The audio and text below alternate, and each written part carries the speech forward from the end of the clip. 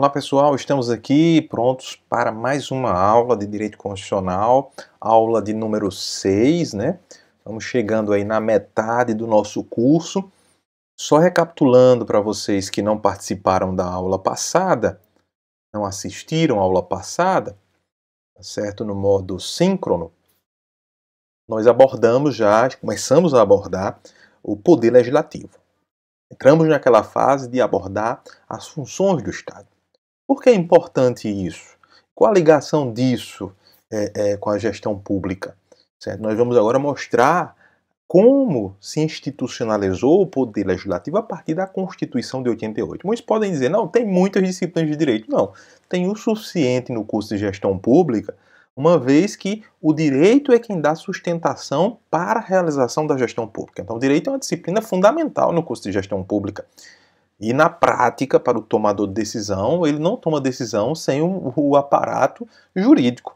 Ele não toma decisão sem o anteparo jurídico. Se ele não souber o que está fazendo, não adianta contratar uma consultoria se ele não tiver conhecimento também. Ele precisa, para contratar uma consultoria, ter conhecimento. Então, esse curso de gestão pública nos dá essas possibilidades, esse instrumental. Por isso que eu acho fantástico, sou fã do curso de gestão pública. Valorizo bastante essa formação, embora o nosso país ainda precise avançar muito no quesito estruturação de uma carreira específica de gestor público na esfera estadual e municipal. Na esfera federal nós já temos, em alguns ministérios, poderíamos ter em outros, e expandir para toda a carreira federal, porque é um profissional, além de ser um grande generalista, que tem um conhecimento panorâmico, certo, da administração pública, é também aquele que executa, que planeja antes e executa depois. Quer dizer, a intenção é que, ao se ter um gestor público de carreira numa determinada organização, ele atue na frente de planejamento. Ele que atue no planejamento. Ele pode ser um tomador de decisão, ele pode ajudar na tomada de decisão, mas ele é melhor aproveitado no planejamento, na minha visão. Ele é melhor aproveitado diante dos instrumentos da economia, da contabilidade, do direito, da própria administração pública, que é a disciplina mais importante do curso. Certo? Então, eu acredito que todas as disciplinas são importantes, mas nós temos a coluna vertebral, que é a administração pública, nós temos o direito, a economia, a contabilidade, certo? A sociologia, certo? Que são satélites ali que ajudam, certo? No pensar da organização pública, no fazer da organização pública. Afinal, as instituições importam, são fundamentais na atuação do Estado, na atuação e no fazer do Estado brasileiro. Então, muito importante agora essa fase da nossa disciplina, explicando o funcionamento de cada função do Estado brasileiro. Então, vamos continuar aqui com o legislativo, mais uma vez, repito, se tiver dúvida, nesse modo assíncrono, faz a perguntinha no chat do próprio vídeo, ou então no chat lá do PVAI, tá certo? Tem um balãozinho do lado direito, no canto superior direito, certo? Da tela, você tem um balãozinho, fala comigo naquele balãozinho. Lembrando que os textos estão todos disponibilizados no plano de aula. No plano de aula você tem os links ali no final, na referência. Nas referências você tem os links todos, baixa e vai lendo, anotando o que nós estamos falando aqui, anotando os tópicos e sendo um aluno e aluna proativos. Não esperem o professor. A minha atividade aqui é ajudar, auxiliar vocês a que vocês sigam, certo, no processo de construção do conhecimento, compreensão. Não decorar, essa é a dica que eu dou. Não decorem, entendam, certo, como funciona aquela questão específica que nós estamos abordando durante toda a aula, tá certo? Então eu vou passar aqui a projeção do slide para vocês, ok? Então hoje eu estou no cantinho inferior da tela, então vamos lá. Bom, pessoal, semana passada nós paramos aqui nas atribuições da Câmara dos Deputados. Já vimos o que significa a figura do Congresso Nacional, não é? Nós temos uma instituição, aliás, nós temos uma função que é a função legislativa. Essa função legislativa ela é composta do Congresso Nacional, no patamar federal, na esfera federal, nós temos o Congresso Nacional, que representa essa faceta legislativa, certo, do governo brasileiro, aliás, do governo brasileiro não, do Brasil, da República Federativa do Brasil. Esse é o nome do Brasil, né? Digamos assim, o nome de fantasia é Brasil, mas o nome empresarial, comparando, República Federativa do Brasil. República Federativa do Brasil, que tem como funções o Legislativo, o Executivo e o Judiciário. No Legislativo nós temos o Congresso Nacional, certo? Na esfera federal. Nós temos as Assembleias Legislativas na esfera estadual. Nós temos as câmaras de vereadores no plano municipal. Lá no Distrito Federal nós temos a Câmara Distrital, composta por deputados distritais. Ok? Então, vamos falar um pouco das atribuições. Quando nós estamos abordando aqui competências, nós não estamos tratando do que o deputado sabe fazer ou não, se ele é médico, se ele é advogado, se ele é engenheiro, não me importa. Quando ele está investido no mandato de deputado, ele tem atribuições, ele tem competências. O que é isso? Competências são funções delegadas pela legislação para ele realizar. Tá certo? Que são as atribuições. E aí nós temos a Constituição Federal, que é quem vai dizer como o Estado brasileiro deve ser formado, o que o Estado brasileiro deve realizar através dos atores principais, que são esses que nós vamos falar, estamos já falando ao longo dessas aulas passadas e agora na sexta aula. Então, atribuições, competências, o que é que ele pode realizar? Quais são suas responsabilidades, certo, frente à sociedade brasileira, a partir do que determina a Constituição no seu artigo 51. E aí, o Constituinte ele foi taxativo ao dizer compete privativamente. Então, esse privativamente já tem um significado muito importante. Significa que só o deputado poderá realizar. Então, é uma função, é uma atribuição, é uma competência privativa do deputado. Só ele pode realizar. Então, só ele pode. Então, esse privativo não tem palavras desnecessárias na legislação. E assim, a boa técnica legislativa, a boa técnica constitucional demanda que na escrita do caput do artigo, caput é essa parte do artigo, né, o que chamamos a cabeça do artigo, os incisos, as alíneas, não devem ter palavras desnecessárias. As palavras têm significados e o contexto em que as palavras são colocadas tem também um significado importante. Isso faz parte do trabalho de exegese, de hermenêutica, de interpretação jurídica que nós temos que fazer. Tá certo? Claro que o gestor público tem uma margem de manobra menor em virtude da sua discricionariedade e ao mesmo tempo do princípio da legalidade, da estrita legalidade que ele tem que cumprir. Então, compete privativamente à Câmara dos Deputados, autorizar por 2/3 de seus membros a instauração de processo contra o presidente e o vice-presidente da República e os ministros de Estado. Vejam, esse artigo está sendo muito pensado, falado, comentado na mídia em geral.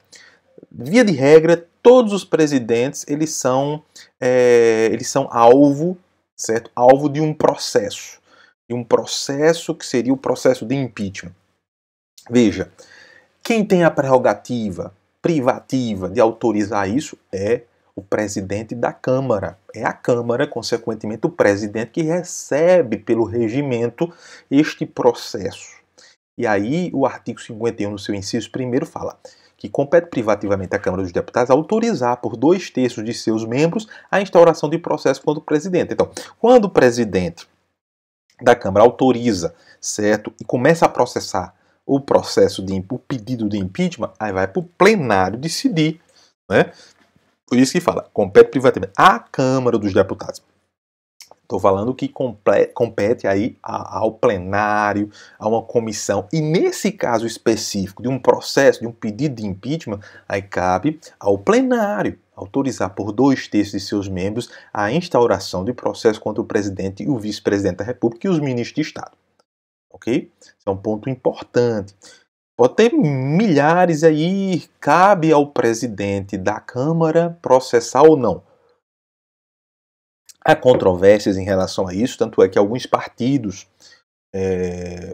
ingressaram, né, eu não vi a ação na internet, mas ingressaram com um pedido, né, para que o STF determine o presidente da Câmara a apreciar e dar andamento, na verdade, ao processo de impeachment. Não é nem apreciar, é dar andamento. Essa é a expressão correta. Então os processos estão com ele, só que ele não liberou nenhum. E aí, né, o STF teria que dizer efetivamente, olha, você tem que fazer, você não tem que fazer. Aí surge aquela polêmica da independência e harmonia entre os poderes, entre as funções do Estado. Então, é interferência? Não é interferência? É uma corda bamba, né, que divide a interferência da não interferência. É muito complexo, é uma zona minada, é uma faixa de Gaza difícil, que demanda interpretação, e sempre essa interpretação ela é julgada ou por quem se favorece e aí dá o ok e aplaude, como por quem não se favorece com essa decisão e aí começa a chincalhar, a xingar e falar mal. Né? Então, proceder à tomada de contas do presidente da República quando não apresentadas ao Congresso Nacional dentro de 60 dias após a abertura da sessão legislativa. Nós temos o Tribunal de Contas da União, que é o órgão assessor, que assessora do ponto de vista contábil o Congresso Nacional. Só que não cabe ao Tribunal de Contas, a gente vai verificar mais à frente, não cabe ele julgar as contas do presidente. Então, cabe ao Tribunal de Contas, cabe efetivamente ao Tribunal de Contas, certo, receber, certo, e na verdade quem vai decidir é o Congresso Nacional acerca disso. Agora, se não houver essa entrega das contas, quando não apresentada ao Congresso Nacional dentro de 60 dias após a abertura da sessão legislativa, começou a sessão legislativa, abriu, sessão legislativa, conta-se 60 dias, e aí, se não se apresentou, passa-se a tomada de contas do presidente, que é uma função do Tribunal de Contas, mas no caso do cargo de presidente, a Constituição deixou a atribuição para a Câmara dos Deputados, tá ok? Aliás, a Câmara dos Deputados como atividade privativa. 3. Elaborar seu regimento interno. Cada casa tem seu regimento interno e o Congresso Nacional tem também. Não é? O Congresso Nacional é o conjunto das duas casas, Câmara mais Senado. Mas a Câmara e o Senado, cada uma tem seu regimento interno próprio. Tá ok? No inciso 4, nós temos que é privativo, é responsabilidade privativa, competência, atribuição da Câmara dos Deputados dispor sobre sua organização, funcionamento, polícia, criação, transformação ou extinção dos cargos, empregos e funções de seus serviços e a iniciativa de lei para a fixação da respectiva remuneração, observados os parâmetros estabelecidos na Lei de Diretrizes Orçamentárias. Veja bem, todo ano nós temos a LDO ser aprovada, aprovando-se aí desculpem, o orçamento do ano seguinte, e aí tem os parâmetros de gasto. Nós sabemos que os deputados podem aumentar a sua própria remuneração, que é um contrassenso, logo de partida, né? É um contrassenso. Eu não posso aumentar o meu próprio salário, mas ele, como poder, ele pode aumentar. Mas o judiciário não pode, o judiciário, se não tiver margem de manobra também, ele não vai poder aumentar o seu salário. Ele pode aumentar desde que tenha margem de manobra. O Poder Executivo pode aumentar os salários dos seus servidores. Mas no caso dos deputados, eles mesmos legislam, né, e eles mesmos, consequentemente, autorizam ou não autorizam o seu aumento. Tá entendendo? Isso é importante dizer, né? Além da Lei de Diretrizes Orçamentárias passar por eles, né, eles também podem autorizar o seu aumento conforme a lei de diretrizes orçamentárias que eles próprios aprovaram. Então, é um contrassenso. Isso não acontece com nenhuma outra função estatal, né? Acontece só com o legislativo. Então, ele aprova a lei de diretrizes orçamentárias e ele também aprova a margem de manobra que ele tem aí para aumentar o seu subsídio, o seu salário, tá certo? Agora, para além disso, que é muito polêmico, como se trata de uma função estatal e como todo mundo conhece como poder, chamemos de poder, é o poder legislativo, é um poder. Então, ali a Câmara vai dispor sobre sua organização, sobre o seu funcionamento, como é que vai funcionar, como é que as comissões vão funcionar, qual o horário de funcionamento, sua polícia, a criação, transformação ou extinção dos cargos, né, que se refere ao Poder Legislativo, no caso a Câmara, empregos e funções de seus serviços, né, e a iniciativa de lei para a fixação da respectiva remuneração, observados os parâmetros da Lei de Diretrizes Orçamentárias. Então, é um poder, tem autonomia, tem independência para se autogerir. É disso que nós estamos falando, autogestão. Tá certo? Inciso 5º, eleger membros do Conselho da República, que é um órgão que assessora o Presidente da República, conforme o que dispõe o artigo 89, inciso 7º, ok? Agora, o Senado, logo em seguida, lá no artigo 52, também tem um artigo que estabelece as responsabilidades, as atribuições privativas desta Casa Legislativa, como eu já falei para vocês, que representa os Estados Federados. Ok? Representa os estados. A Câmara representa o povo, o Senado representa os estados federados. Então, compete privativamente ao Senado processar e julgar o presidente e o vice-presidente da República nos crimes de responsabilidade, bem como os ministros de Estado e os comandantes da Marinha, do Exército e da Aeronáutica nos crimes da mesma natureza conexos com aqueles. Né, os crimes de responsabilidade. Portanto, aí nós estamos já na competência, na responsabilidade de processamento em relação ao alto escalão, certo, do governo brasileiro. Veja, no artigo 51 nós tínhamos que é privativamente responsabilidade da Câmara receber. Olha aqui, receber, tá aqui. Vamos lá. Vou voltar lá, para a gente fixar isso. Compete privativamente à Câmara autorizar por 2/3, deixar só esse inciso, autorizar por 2/3 de seus membros a instauração de processo contra o presidente e o vice-presidente da República e os ministros de Estado. Já no caso do Senado, nós temos aqui o processamento, lá é a autorização, certo? Aqui é o processamento e o julgamento. Veja que é diferente.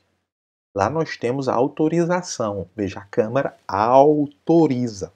Então pensemos assim, o fluxo do processo é assim. Recebe-se pela Câmara, a Câmara aprecia, no caso quem pauta é o presidente da Câmara, pautando, vai para a decisão do plenário, né? Passando-se ali na Câmara, vai para o Senado, a quem compete processar e julgar. Processar e julgar, ou seja, tramitar o processo e dar uma decisão sobre o processo. Julgar, com base nas provas, fazer diligências, coletar mais elementos necessários para o processo. Processar e julgar o presidente e o vice-presidente da República nos crimes de responsabilidade, bem como os ministros de Estado e os comandantes da Marinha, do Exército e da Aeronáutica nos crimes da mesma natureza, conexos, ou seja, relacionados com aqueles. No inciso 2, processar e julgar ministros do Supremo Tribunal Federal, os membros do Conselho Nacional de Justiça e do Conselho Nacional do Ministério Público, o Procurador-Geral da República e o Advogado-Geral da União nos crimes de responsabilidade. Então, ao Senado, veja que não precisa você decorar, cabe ao Senado processar e julgar o alto escalão do governo brasileiro e os ministros da Suprema Corte Brasileira. E aí adicione-se os membros do Conselho Nacional de Justiça e do Conselho Nacional do Ministério Público, o Procurador da República e o Advogado-Geral da União. Então, além do presidente, além do vice-presidente, além dos seus ministros, além de todas as forças, Exército, Marinha e Aeronáutica, no caso os seus chefes vão ser processados, também adicione-se a isso a cúpula do Judiciário. A cúpula do Judiciário. Os membros do Conselho Nacional do Ministério Público, Conselho Nacional de Justiça, tá certo? Procurador-Geral da República e o Advogado-Geral da União nos crimes de responsabilidade.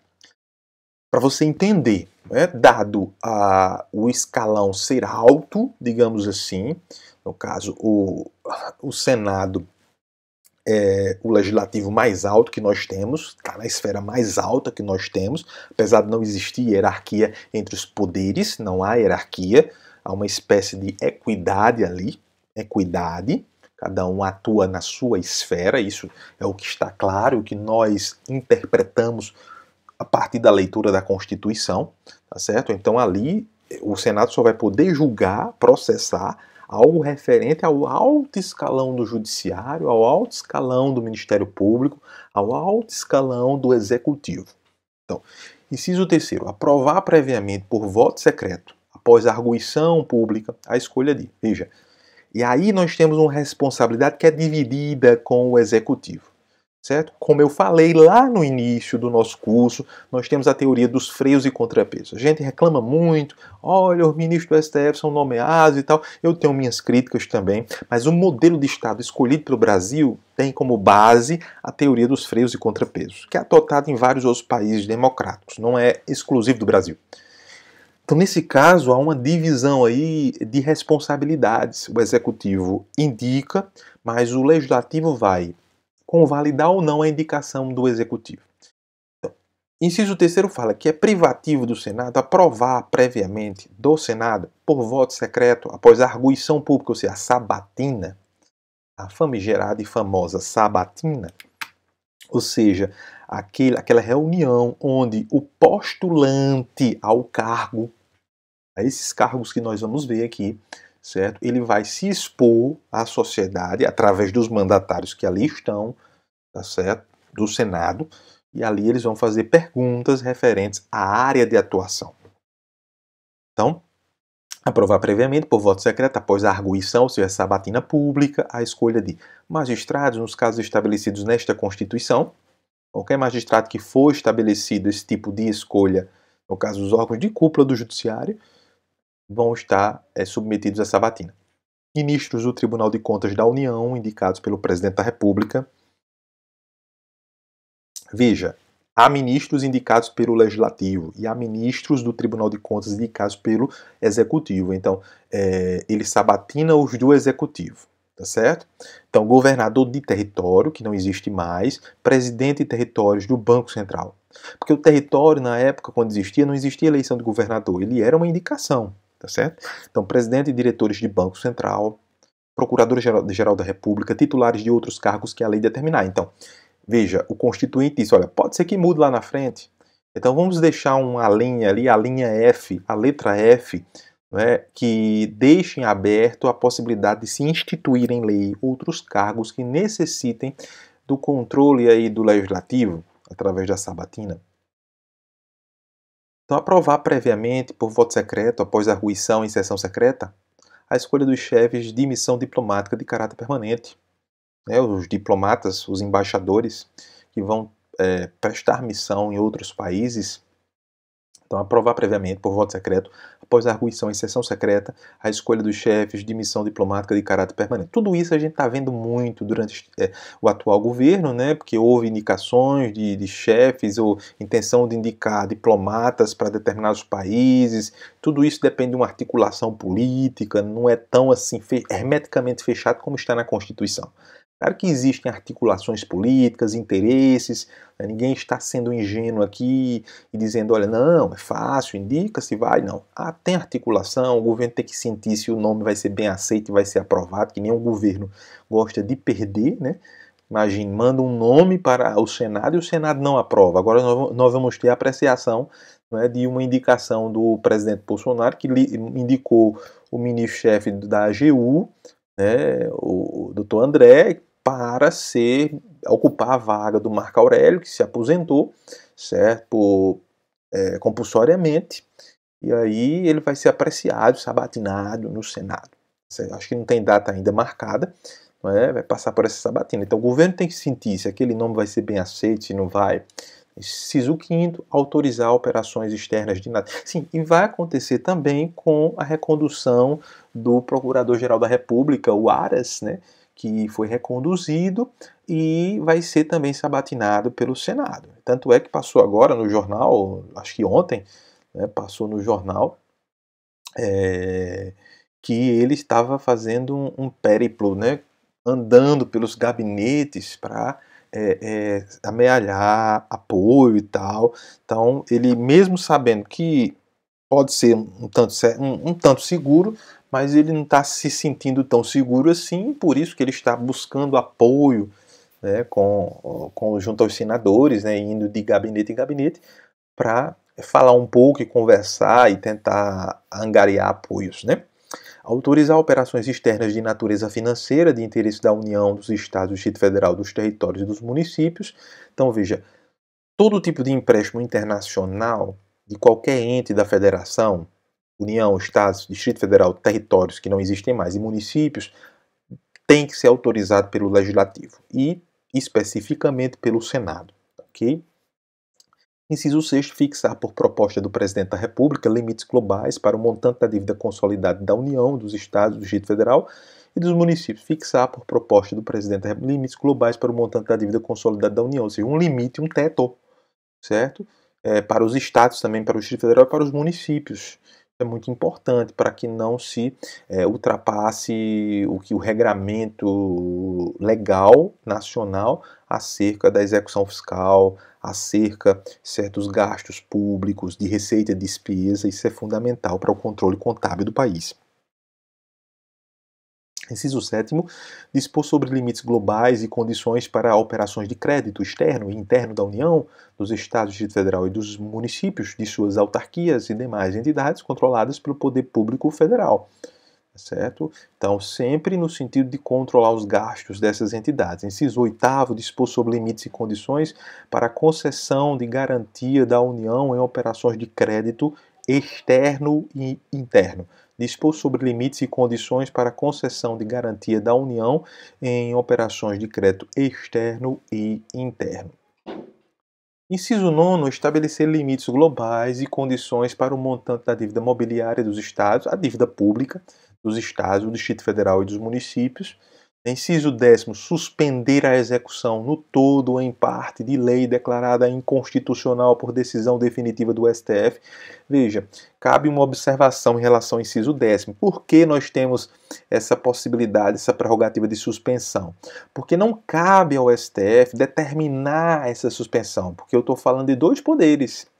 Respeitando a autonomia de cada poder, a independência de cada poder, a harmonia entre os poderes, então o STF pode declarar a inconstitucionalidade, porém, a retirada do ordenamento jurídico desta lei, certo? O STF declarou a inconstitucionalidade, então, em tese, temos que retirar aquela lei do ordenamento jurídico, mas só quem pode tirar do ordenamento jurídico é o Legislativo, no caso específico, o Senado. Então, não compete ao STF retirar do ordenamento jurídico porque nasceu aonde a norma? No Legislativo. Então, compete ao legislador, em virtude de ser um poder, ter autonomia, ter independência, tá certo? Inciso 11, aprovar por maioria absoluta e por voto secreto a exoneração de ofício do Procurador-Geral da República antes do término de seu mandato. Então, veja, grandes funções, grandes responsabilidades extremamente delicadas, muitas delas que ainda não foram utilizadas, como essa, de exoneração por maioria absoluta e por voto secreto, né, do Procurador-Geral da República, que pode ser feita pelo Senado. Então, inciso 12, elaborar o seu regimento interno, como tem também na Câmara. Inciso 13, então, o regimento interno, na verdade, é o conjunto de regras para o funcionamento da Casa. Então, não basta só ter o que está na Constituição, nós temos que ter um regramento específico para saber horários, forma de votação, certo? Comportamento, decoro parlamentar, as questões referentes à ética parlamentar, o julgamento de parlamentares, funcionamento das CPIs, funcionamento das comissões permanentes, funcionamento das comissões temporárias, certo? Tudo isso está disposto no regimento. É enorme, tem muitos artigos, é muito complexo e a gente precisa conhecer. Além da Constituição, o deputado precisa conhecer, a sua assessoria precisa conhecer, certo, o regimento interno da sua casa, deputado, senador.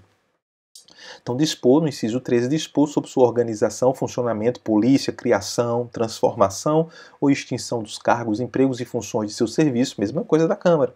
E a iniciativa da lei para a fixação da respectiva remuneração, observados os parâmetros estabelecidos na lei diretriz orçamentária. Digamos assim, o mesmo privilégio que a Câmara também tem em relação aos seus subsídios. Inciso 14, eleger membros do Conselho da República nos termos do artigo 89, inciso 7º. Conselho da República, este que assessora a Presidência da República. Então, inciso 15, avaliar periodicamente a funcionalidade do sistema tributário nacional em sua estrutura e seus componentes e o desempenho das administrações tributárias da União, dos Estados e do Distrito Federal e dos municípios. Nós temos uma comissão permanente de tributação. Não sei se essa avaliação periódica acontece, né? Essa é uma seara muito delicada do nosso Estado, porque há uma promessa de vários governos de se fazer uma verdadeira reforma tributária. Mas mesmo no atual governo, que prometeu e colocou isso como bandeira de eleição, né, programa de governo, mesmo ele não está conseguindo, né, tem muitas dificuldades, porque principalmente aquela parte mais rica, mais abastada do nosso país, não quer pagar mais imposto. Já paga pouco, já paga bem menos do que nós, trabalhadores da base, né, pagamos bem mais e não temos nem como sonegar, certo?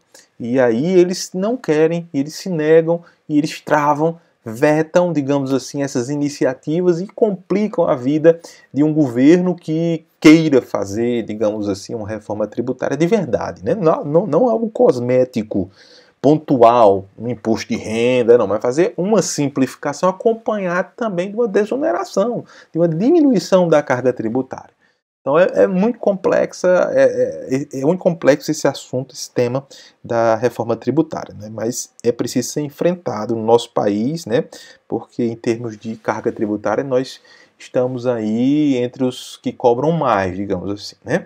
Então, parágrafo único, nos casos previstos nos incisos 1 e 2, funcionará como presidente do Supremo Federal, limitando-se à condenação, olha, nos casos previstos nos incisos 1 e 2, funcionará como presidente o presidente do Supremo Tribunal Federal, está faltando aí presidente, como presidente o do Supremo Tribunal Federal, ou seja, o presidente do Supremo vai ser presidente da sessão que tiver como objeto o julgamento daquelas pessoas que estão elencadas no inciso 1 e 2, ou seja, o alto escalão, limitando-se à condenação que somente será proferida por 2/3 dos votos do Senado Federal, à perda do cargo com inabilitação por 8 anos para o exercício de função pública sem prejuízo das demais sanções judiciais cabíveis. Então, o parágrafo 1 é muito claro.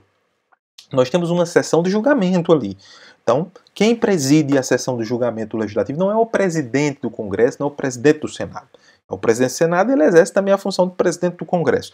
Não, certo? Vai ser justamente o presidente do Supremo Tribunal Federal. Agora, é importante dizer que existem dois tipos de controle do legislativo, né? Existe um controle político-administrativo, né? O legislativo controla política e administrativamente o executivo, e o legislativo também controla a parte financeira e orçamentária, porque toda mudança de orçamento, proposituras referente a aumento de despesa, criação de nova despesa, corte de despesa, passa pelo legislativo. Então, eles exercem um controle tanto político-administrativo como um controle financeiro orçamentário. Lá no artigo 50, fala-se o seguinte: a Câmara dos Deputados e o Senado Federal, ou qualquer de suas comissões, poderão convocar ministro de Estado ou quaisquer titulares de órgãos diretamente subordinados à Presidência da República para prestarem pessoalmente informações sobre assunto previamente determinado, importando o crime de responsabilidade e a ausência sem justificação adequada. Então, esse é um calcanhar de Aquiles, porque quando você tem um governo que não está bem, digamos assim, bem na fita com o Congresso, não está com uma relação boa, apaziguada com o Congresso, então essas coisas escapam. Então, de vez em quando, a Câmara, o Senado, aprovam a convocação de um ministro, e aprovando essa convocação, ela não pode ser desrespeitada. Porque se o ministro não atender a convocação do Legislativo, ele estará cometendo crime de responsabilidade. Cai na possibilidade lá do processo que nós vimos. Ok? Então, o cuidado que o executivo tem que ter é manter uma boa relação com o legislativo, ter uma boa base, que é um presidencialismo de coalizão, então precisa ter apoio no Congresso para barrar esse tipo de convocação, porque depois que for convocado, certo? Aí, se deve alguma coisa e não quer ir para depor para falar, aí não tem mais jeito, porque foi convocado. Aí tem que barrar a convocação. Agora, vamos falar um pouco do Estatuto dos Congressistas.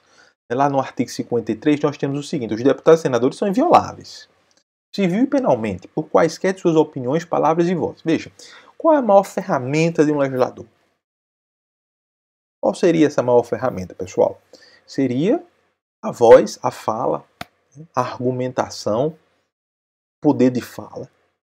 E aí, a escrita também, porque ele propõe projetos de lei. Ele está ali para falar, para propor por escrito, fazer leis, propor projetos de lei, fiscalizar o executivo. Essas são as funções típicas. Por isso, e aí não é um privilégio essa parte, não é um privilégio, por isso que ele está ali para defender, no caso da Câmara, defender o povo, o Senado, para defender o interesse dos Estados federados, e precisa ter garantias. Quando se fala em inviolabilidade penal, civil, dos deputados e senadores, às vezes soa como privilégio nesse caso. Nesse caso não é. Então, os deputados e senadores são invioláveis civil e penalmente por quaisquer de suas opiniões, palavras e votos. Opiniões, palavras e votos. Então, é livre para opinar, para falar o que quiser e para votar em quem ou em que ele quiser. Parágrafo 1º tem o seguinte: os deputados e senadores, desde a expedição do diploma. Importante marcar isso temporalmente. Então, você ganhou eleição para deputado, vai ser deputado, ganhou para senador. Aí tem a cerimônia de diplomação.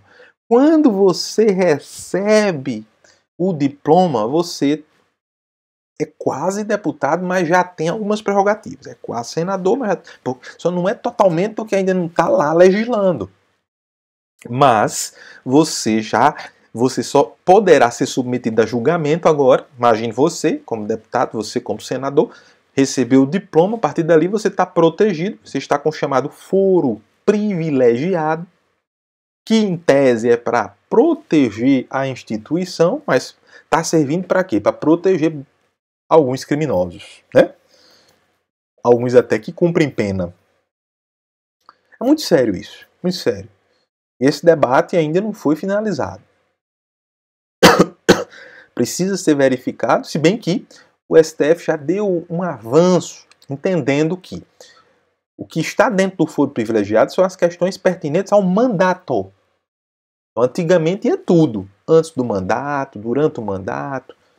Então, ia tudo para o STF. Então, o STF, numa atitude de autoproteção também, disse: não, peraí, vamos limitar isso aqui, tá demais. Então, a partir do mandato, questões pertinentes ao mandato, nós devemos e só nós devemos julgar.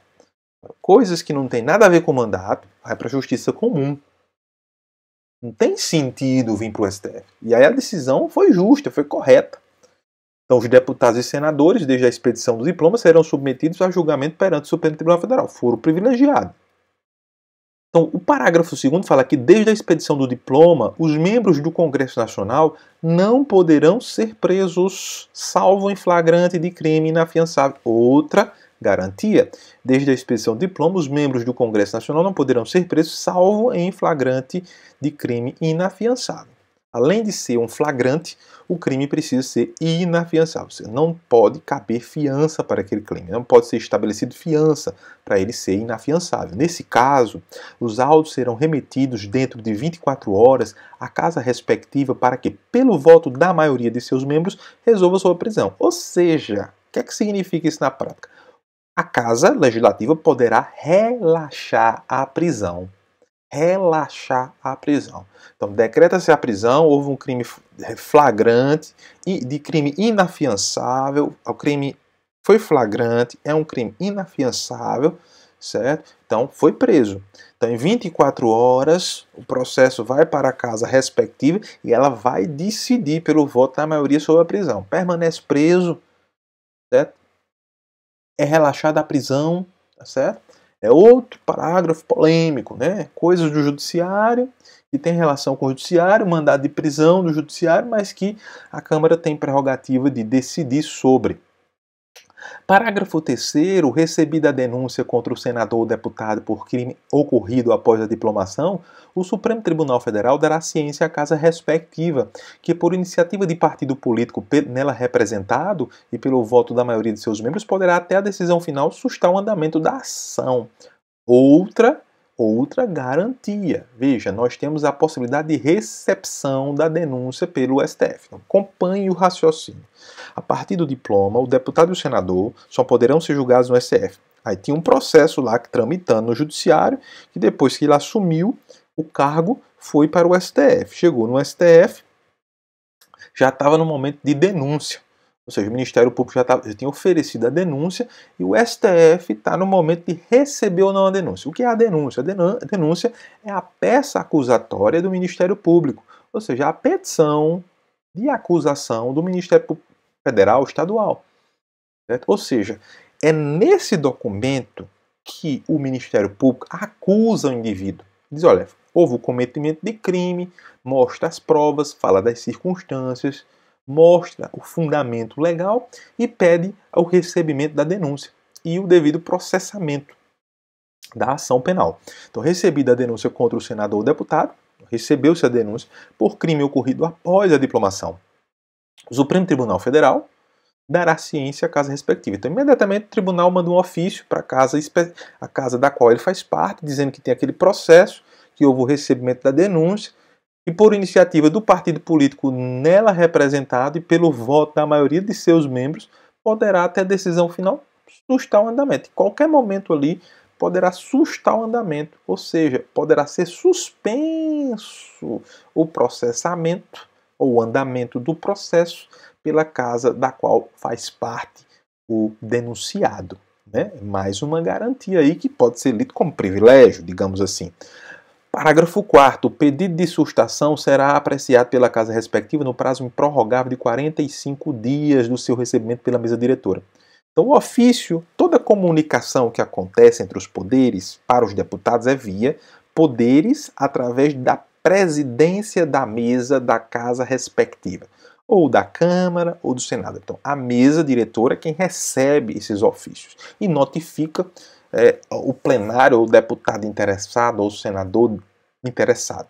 Então tem um prazo máximo de 45 dias. Parágrafo 5º. A sustação do processo suspende a prescrição enquanto durar o mandato. Pelo menos isso. Né? Então o crime não prescreve havendo a suspensão. Né? Ele suspende-se também a prescrição, então garante-se que mesmo que ali não volte a tramitar o processo ali durante o mandato, depois do mandato ele vai voltar a tramitar naturalmente e aí o prazo prescricional é retomado. Mas mesmo que passe lá 3 anos e meio, aqueles 3 anos e meio não computam no prazo prescricional, não contam. Não são somados os anos, aqueles anos, ao prazo prescricional.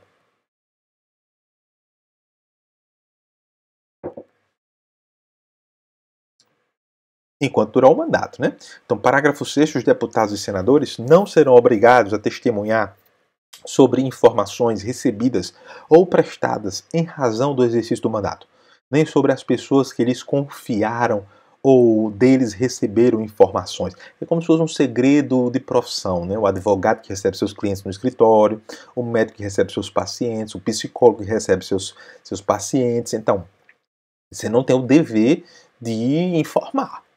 Certo? Como um padre que recebe a confissão, né, ele não deve, não pode revelar, ele está acobertado pela lei canônica. Agora veja, os deputados e senadores também têm a mesma garantia. Eles não são obrigados a dizer como receberam a informação, a testemunharem de forma alguma. Ok? Então às vezes a gente vê o seguinte, vê assim, ó, vou voltar lá. Às vezes a gente culpa o judiciário injustamente. A gente culpa o judiciário dizendo, não, o judiciário determinou que o deputado pode ficar em silêncio, que o senador pode ficar em silêncio. Mas veja, há uma previsão constitucional. Certo? Então, há limites para a atuação do magistrado. As pessoas às vezes colocam uma carga muito alta, né, e tem críticas em relação ao Supremo, em relação aos tribunais superiores, mas há coisas que não dependem deles, dependem da norma. depende da lei e especialmente da Constituição Federal, certo? Então, o artigo 56 diz o seguinte no seu caput: não perderá o mandato o deputado ou senador. Não perderá, frisem isso, não perderá o mandato o senador, o deputado ou senador investido no cargo de ministro de Estado, governador do território, secretário de Estado, do Distrito Federal, de território, de prefeitura de capital ou chefe de missão diplomática temporária. Veja, pessoal. Então, eu posso, como prefeito de uma capital, posso chamar um deputado, convidar um deputado senador para ocupar uma secretaria da prefeitura. Eu, como governador do estado, também. Eu, como presidente, também. Então, e aí não há perda de mandato, certo? Ele vai cumprir aquela designação durante um tempo. Agora, vamos falar dos tribunais de contas. Os tribunais de contas são órgãos fundamentais e exercem um trabalho muito qualificado. A gente precisa dizer isso. A despeito das críticas que nós temos ao poder público, mas os tribunais de contas dos estados, muitos deles, inclusive o da nossa Paraíba, né, e o Tribunal de Contas da União, tem um papel fundamental no processo e tem pessoas muito qualificadas. O pessoal do quadro, principalmente, o pessoal que entrou por concurso público é muito qualificado, certo? Tem exercido um bom trabalho, tem muita competência. O Ministério Público de Contas, que trabalha no Tribunal de Contas, enfim. E aí nós temos os tribunais de contas dos estados, os tribunais de contas da União. Tribunal de Contas da União, que é um só. E especificamente da União, ele assessora o Congresso Nacional. Quando eu falo assessora, é porque ele não é um poder.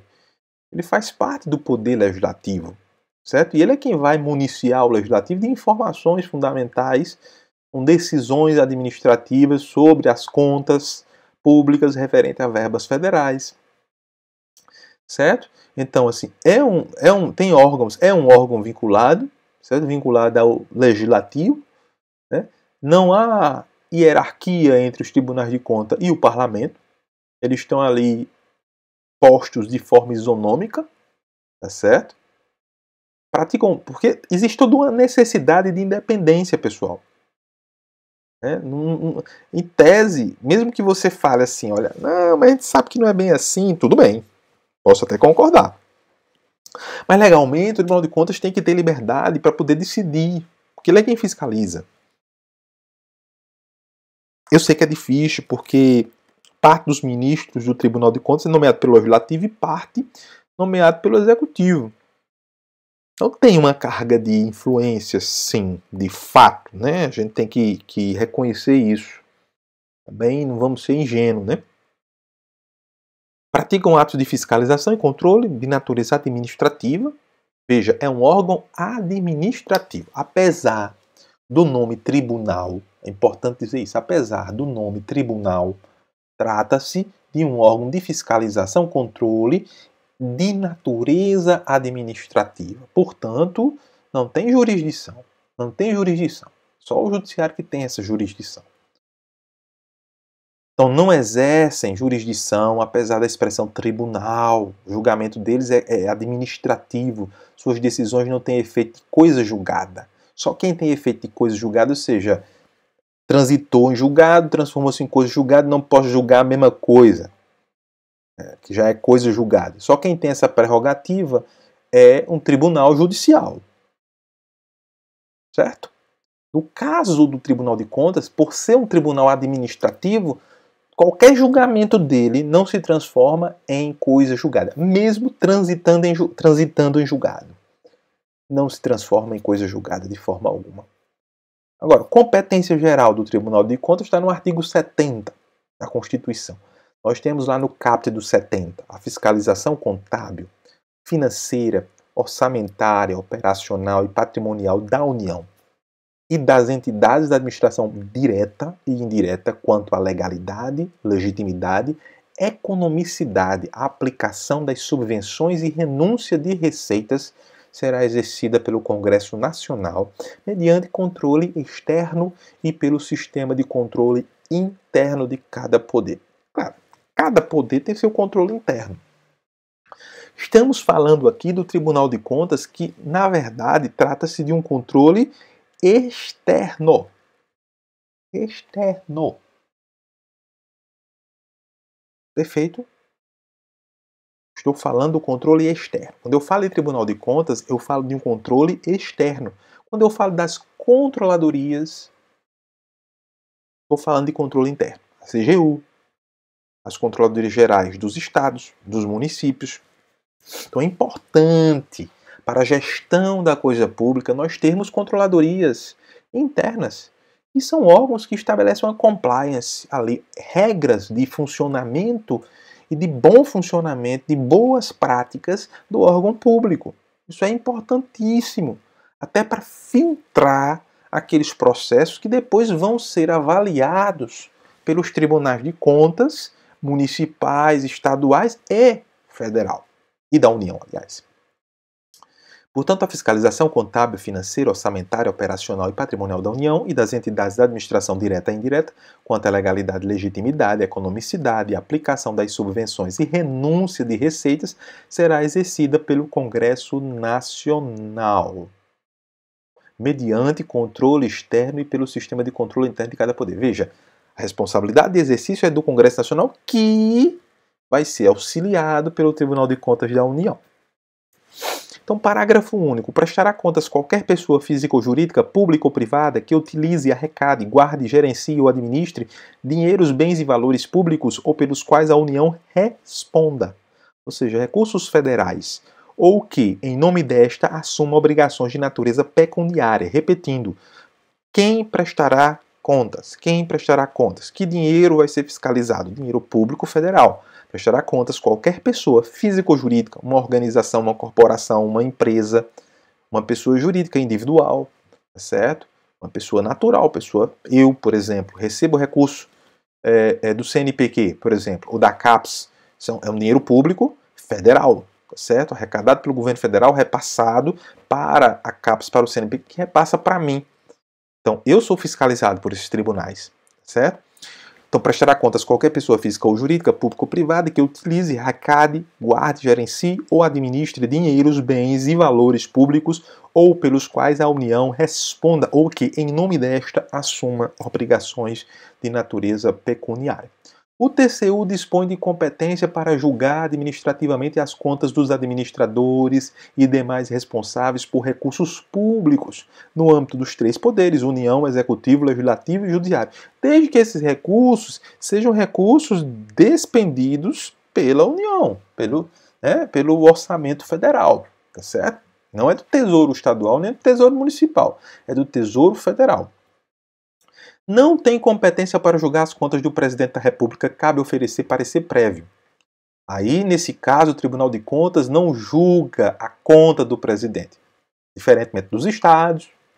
No caso lá de vereadores, a gente vai ver que no caso lá dos prefeitos tem uma certa excrescência ali, que o prefeito vai ser julgado pelo Tribunal de Contas do estado, mas a decisão pode ser sustada pela Câmara de Vereadores. Então isso é uma excrescência, enfim. Não está compatível com a regra geral. Então não tem competência para julgar as contas do presidente da República, cabendo oferecer apenas parecer prévio. O julgamento caberá só ao Congresso Nacional. Então, o artigo 49 é da competência exclusiva do Congresso Nacional. Veja a expressãozinha. Exclusiva. Só ele poderá realizar, o Congresso Nacional, inciso 9, julgar anualmente as contas prestadas pelo presidente da República e apreciar os relatórios sobre a execução dos planos de governo. Então, duas coisas que estão conectadas. A execução orçamentária com a execução dos planos de governo. Tem relação. O que é que foi planificado, planejado para ser desenvolvido em termos de políticas públicas, de ações governamentais, e que boa parte dessas ações demandam recursos públicos.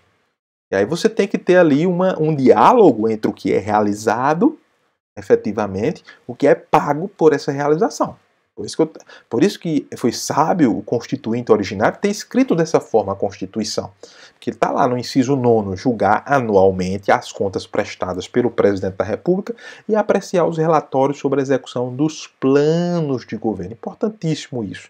Tem que ser uma análise conjunta. O TCU não tem competência para determinar a quebra de sigilo bancário. Então quem tem a competência? A Justiça, o Judiciário, o magistrado. Nesse caso, a gente está falando de alto patamar aí de governo, então o Supremo Tribunal Federal. Artigo 71, o controle externo, a cargo do Congresso Nacional, será exercido com o auxílio do Tribunal de Contas da União, ao qual compete. Então, na prática, quem exerce esse controle externo é o Tribunal de Contas. De cara. Existe primeiro apreciar as contas prestadas anualmente pelo Presidente da República mediante parecer prévio que deverá ser elaborado em 60 dias a contar do seu recebimento. Então, recebeu, elabora o seu parecer e manda para o Congresso. Estou voltando.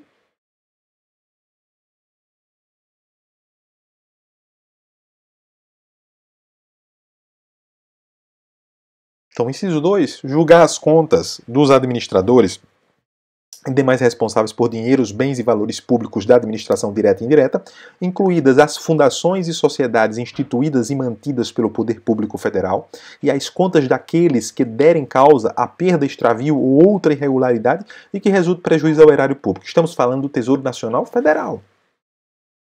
Eu que recebo recursos de projeto, outra pessoa que recebe verba federal, entidades governamentais em outras esferas que recebem recursos federais, da saúde, da educação. Então a fiscalização é feita pelo Tribunal de Contas da União. Inciso 3º, apreciar para fins de registro a legalidade dos atos de admissão de pessoal. Admissão de pessoal. Isso é importante, porque quando eu fui admitido na UFCG, dia 11 de março de 2010, então minha nomeação, como a dos meus colegas, foi remetida ao Tribunal de Contas. Depois eu fui ver no Diário Oficial, além da minha nomeação, lá você vai ver que o Tribunal de Contas aprovou, porque o Tribunal de Contas vai também fiscalizar a nomeação. Por que o Tribunal de Contas fiscaliza a nomeação? Simplesmente porque se trata de despesa, é dinheiro público. Eu sou funcionário público, recebo dinheiro público, consequentemente, certo? Sou fiscalizado no momento da nomeação. O poder público, no caso, a Universidade Federal de Campina Grande é fiscalizado pelo TCU. É fiscalizado pela CGU, pela Controladoria Geral da União, é o controle interno e pelo controle externo, certo? E aí, no caso específico, estava lá meu nome com dos colegas dizendo que a nomeação está ok, dentro da legalidade. Porque se não estivesse dentro da legalidade, aquela nomeação poderia ser anulada. Então, apreciar para fins de registro a legalidade dos atos de admissão de pessoas, nomeações, a qualquer título na administração direta e indireta, incluídas as fundações instituídas e mantidas pelo poder público, no caso a UFCG, por exemplo, as autarquias, excetuadas as nomeações para o cargo de provimento em comissão, outra idiosincrasia, né, outra peculiaridade que não tem sentido, né, os cargos em comissão, né, não passam pelo Tribunal de Contas. Né, eu acho um absurdo isso. Então, bem como a das concessões de aposentadorias, reformas e pensões, ressalvadas as melhorias posteriores que não alterem o fundamento legal do ato concessório. Então, mesmo na minha aposentadoria, a minha aposentadoria vai ser fiscalizada pelo Tribunal de Contas, que vai verificar se há legalidade na concessão. Já vi casos de pessoas que se aposentaram num determinado órgão e quando o processo chegou no Tribunal de Contas da União, o tribunal entendeu que ele ainda tinha 1 ano para trabalhar. E a conta estava errada. Mandou o processo voltar e chamar o servidor de volta para voltar a trabalhar. Isso eu já vi acontecer. Então, inciso 4º, realizar por iniciativa própria da Câmara dos Deputados do Senado Federal, de comissão técnica ou de inquérito, inspeções e auditorias de natureza contábil, financeira, orçamentária, operacional e patrimonial nas unidades administrativas dos poderes legislativo, executivo e judiciário e demais entidades referidas no inciso 2. Portanto, as diligências, que são essas aí relatadas no inciso 4º, são fundamentais para juntar provas, reforçar o parecer que está sendo feito pela assessoria de determinado ministro do Tribunal de Contas da União e reforçar a decisão do plenário ou das comissões existentes no Tribunal de Contas da União. Então, essas diligências e in loco. Quando eu estou falando de diligência, eu estou falando de ir in loco e verificar o que está acontecendo de fato. Inciso 5º, fiscalizar as contas nacionais das empresas supranacionais de cujo capital social a União participe. Ou seja, a União é acionista, de forma direta ou indireta, nos termos do Tratado Constitutivo. Petrobras, Embraer, que o governo brasileiro tem algumas ações, né, e Banco do Brasil, né, Caixa Econômica Federal. Inciso 6º, fiscalizar a aplicação de quaisquer recursos repassados pela União mediante convênio, acordo, ajuste ou outros instrumentos congêneres a Estado, ao Distrito Federal ou ao município. Então, a regra geral de ouro foi recurso público federal da União, cabe a fiscalização do Tribunal de Contas da União. Certo?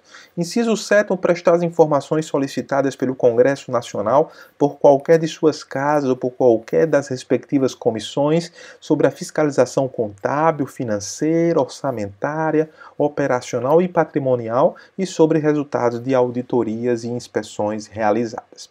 Inciso 8º, aplicar aos responsáveis, em caso de ilegalidade de despesa ou irregularidades de contas, as sanções previstas em lei, que estabelecerá, entre outras cominações, multa proporcional ao dano causado ao erário. Aplicar aos responsáveis, em caso de ilegalidade de despesa ou irregularidade de contas, as sanções previstas em lei, o ressarcimento das contas, que estabelecerá, entre outras cominações, multa proporcional ao dano causado ao erário público. Inciso 9º, assinar prazo para que o órgão ou entidade adote as providências necessárias ao exato cumprimento da lei, se verificada ilegalidade. Então, foi feita uma diligência, um caso hipotético de uma determinada universidade federal ou órgão federal, e verificou-se alguma ilegalidade.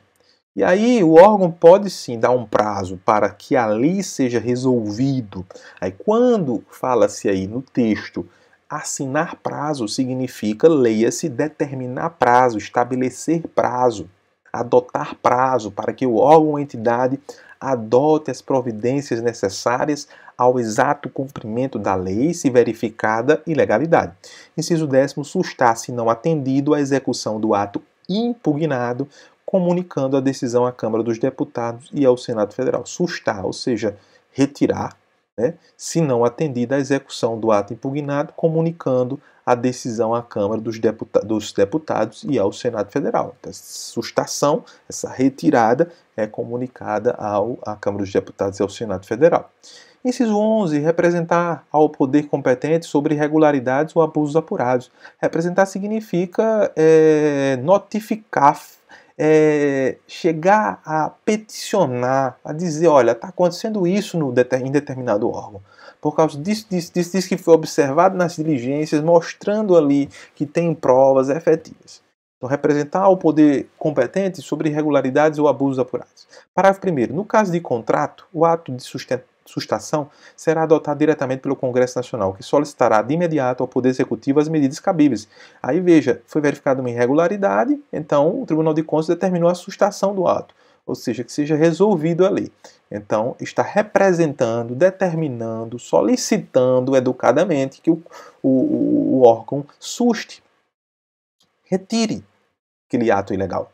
Parágrafo 2º, se o Congresso Nacional ou o Poder Executivo, no prazo de 90 dias, não efetivar as medidas previstas no parágrafo anterior, o Tribunal de Contas decidirá a respeito. Certo? Mandou sustar, não sustou, vamos à decisão. Parágrafo 3º, as decisões do Tribunal de Contas de que resulte imputação de débito ou multa terão eficácia de título executivo. Eu falei no início para vocês que aí, mesmo tendo o nome tribunal, não se trata de tribunal. Portanto, as decisões do Tribunal de Contas têm natureza administrativa e tem uma força de título executivo, ou seja, tem validade. É como se fosse um cheque. Você recebe um cheque e a pessoa não paga. Você vai lá e executa o cheque, protesta o cheque lá no cartório ou vai ao judiciário e solicita a cobrança imediata. Afinal, a dívida está ali declarada no cheque. A mesma coisa é a decisão do Tribunal de Contas. É um cheque, ali tem valor jurídico. Precisa ser executado se não for cumprido. Então, as decisões do Tribunal de Contas de que resulte imputação de débito ou multa, determinou que há um débito e a pessoa tem que se responsabilizar e estabelecer uma multa, ou estabelecer uma multa, terão eficácia de título executivo. Não são executadas imediatamente, mas podem ser executadas posteriormente pelo Ministério Público, por exemplo. Parágrafo 4º, tribunal encaminhará ao Congresso Nacional trimestral e anualmente relatório de suas atividades. Certo? Ele é assessor do Congresso. Quem o fiscaliza é o Congresso Nacional. Garantias. Artigo 73. O Tribunal de Contas da União, integrado por 9 ministros, tem sede no Distrito Federal. quadro próprio de pessoal e jurisdição em todo o território nacional. Então, quando se fala de jurisdição, não é a mesma jurisdição dos tribunais judiciais. Então, a gente está falando muito mais de circunscrição, onde suas atividades são válidas. Não estamos falando de julgamento propriamente dito, que pode formar coisa julgada lá na frente. Então, quadro próprio de pessoal e jurisdição em todo o território nacional, exercendo no que couber as atribuições previstas no artigo 96, referente à justiça, aplicam-se as prerrogativas dos tribunais judiciais aos tribunais de conta, conforme o artigo 96. Então, apesar de não serem tribunais, mas os ministros absorvem as prerrogativas, as garantias dos tribunais. Composição. No caso do TCU, são 9 membros. 1/3 é de escolha do presidente da República, mediante lista tríplice do tribunal, composta por 3 auditores ou membros do MP alternadamente. 3 auditores ou membros do MP alternadamente.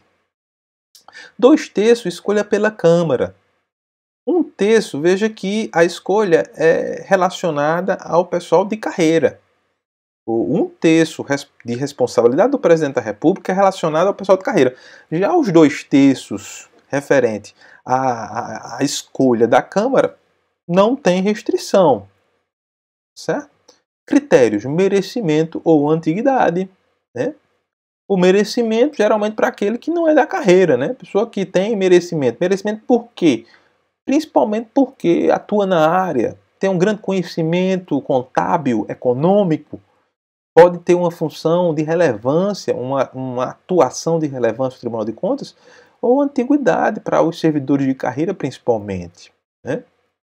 Então, o artigo 75 fala o seguinte: as normas estabelecidas nesta seção aplicam-se no que couber à organização, composição e fiscalização dos tribunais de contas dos estados, também do Distrito Federal, bem como dos tribunais e conselhos de contas dos municípios. Aí você pega a Constituição do Estado da Paraíba, por exemplo, ou do Estado de Pernambuco, ou do Estado do Rio Grande do Norte.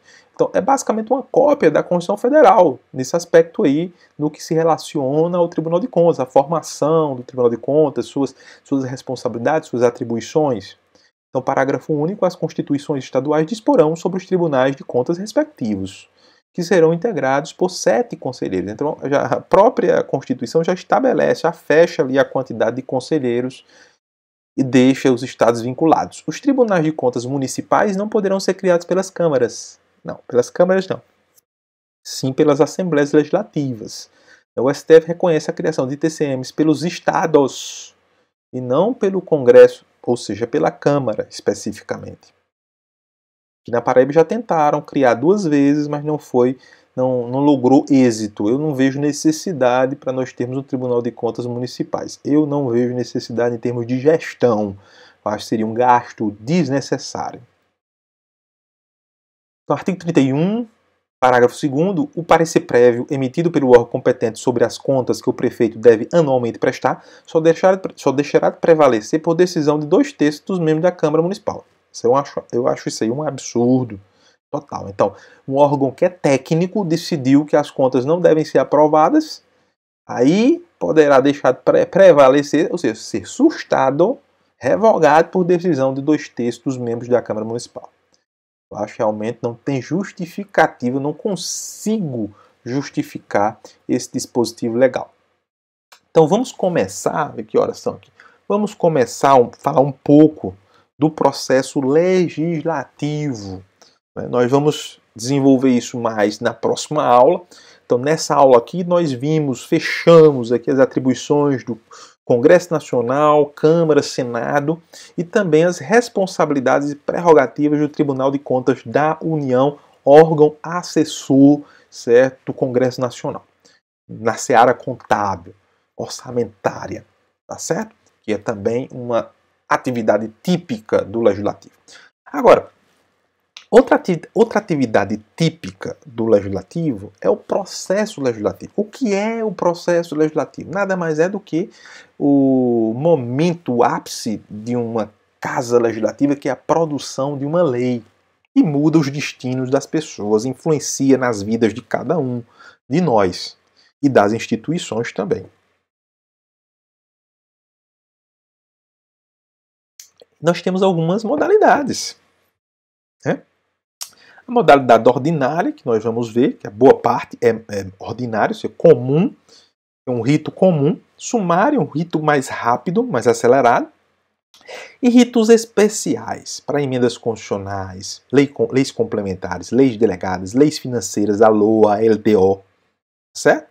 São essas três modalidades, ordinária, sumária e especial. Três modalidades de processos legislativos. Quais são as fases? Temos que pensar o seguinte, primeiro nós temos a iniciativa. Alguém tem que dar o start. Tem que começar por alguém. Sem dúvida alguma, em todos os governos democráticos que nós tivemos, de de Collor até agora, os governos eleitos, a maior parte dos projetos de lei que tramitam nas casas legislativas é de iniciativa do Executivo. Pode soar estranho pela quantidade, 70%, 80% do fluxo é responsável do Executivo. Então, é difícil, muitas vezes, você encontrar um projeto de autoria de um deputado ou senador. E muitos deputados e senadores passam pela legislatura, passam pelo mandato, sem aprovar um projeto de lei. Um projeto de lei. Então, tem histórias de deputados que passaram vários mandatos e não conseguiram aprovar um projeto de lei. E, probabilisticamente, é muito mais fácil um projeto de lei de iniciativa do Executivo ser aprovado, consequentemente. Claro que tem casos de deputados e senadores que nada fazem, passa ali o mandato em branco. Mas tem muitos senadores e deputados proativos. Mas que a população pensa, não tem um projeto de lei com o nome desse deputado, de iniciativa, porque ele não consegue aprovar, não entra na pauta e tal, morre por ali. Ele sai do mandato e continua. Tem casos de senadores e deputados que já se aposentaram e mesmo assim o projeto de lei foi aprovado bem depois. Então, iniciativa é quem começa o processo legislativo até a aprovação. São essas duas fases, iniciativa, aprovação. E a terceira fase, que é a execução, que diz respeito à sanção, o veto, a promulgação da norma, publicação. Nós temos o momento inicial, quem dá o start, quem dá início, a aprovação e a execução, que diz respeito... A aprovação é o trâmite, né? Iniciativa é o começo, a aprovação é todo o trâmite.